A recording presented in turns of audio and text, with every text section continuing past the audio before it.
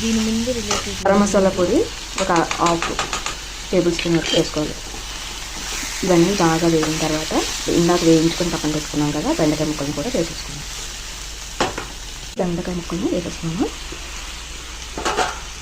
ఇప్పుడు ఈ మసాలా అంతా ఈ బెండకాయ ముక్కలు పట్టేలాగా, మసాలా అంటే మసాలా ఏం కాదు, ఈ ఉల్లిపాయ ముక్కలు, ఉప్పు, కారం ఇదంతా ముక్కలు పట్టేలాగా కలుపుకోవాలి.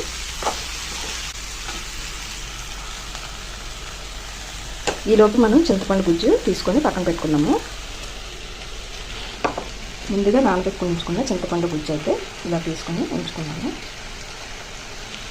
ఇప్పుడు కొద్దిగా ఇలా వేగిన తర్వాత చింతపండు గుజ్జుని వేసుకున్నాము.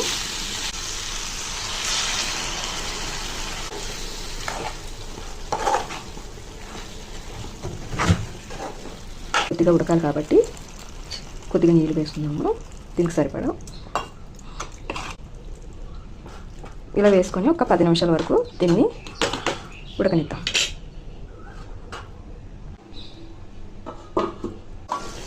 బెండకాయ పులుసు అయితే మనకి దగ్గరగా అయిపోవచ్చేసింది.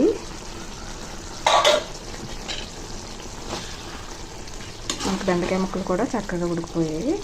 ఇంకా మనం స్టవ్ ఆఫ్ చేసేసుకోవడమే. చాలా టేస్ట్గా ఉంటుంది. ఒకసారి ట్రై చేయండి మీరు కూడా. వీడియో నచ్చితే ప్లీజ్ లైక్ అండ్ సబ్స్క్రైబ్ చేయండి.